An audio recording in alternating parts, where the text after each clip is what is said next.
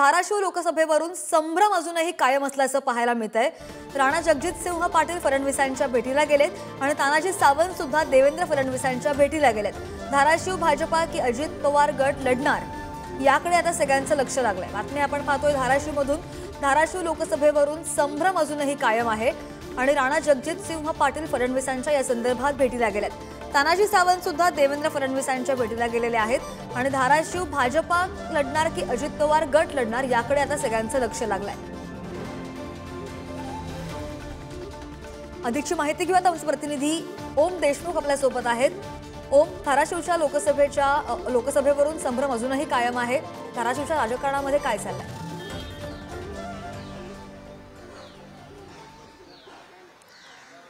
भाजपचे आमदार राणा जगजितसिंह पाटील जे उस्मानाबादचे धाराशिवचे आमदार आहेत आणि त्यासोबतच धाराशिव जिल्ह्याचे पालकमंत्री जे आहेत तानाजी सावंत, हे दोघे आता देवेंद्र फडणवीस यांच्या भेटीसाठी इथे दाखल झालेले आहेत। देवेंद्र फडणवीस यांचे जे शासकीय निवासस्थान आहे सागर, या ठिकाणी आता दोघांची देवेंद्र फडणवीस यांची भेट होणार आहे।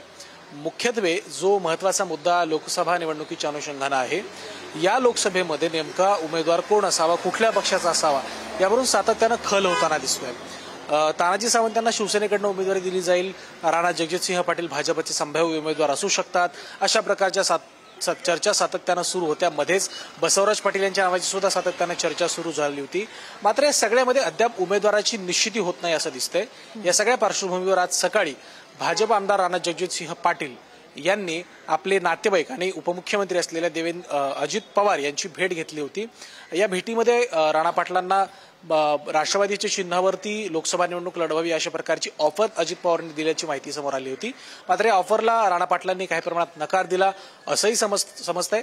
या सगळ्या अनुषंगानं आज राणा पाटील आणि स्वतः तानाजी सावंत जे मंत्री आहेत, ज्यांना उमेदवारीसाठी शिंदेंकडनं सातत्यानं प्रयत्न केले जातात, ते दोघेही देवेंद्र फडणवीसांकडे भेटण्यासाठी आलेत।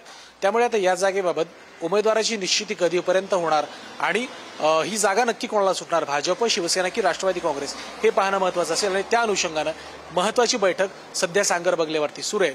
बैठकीच्या अंती याबाबत नेमकं काय घडलं हे आपण सांगू शकतो।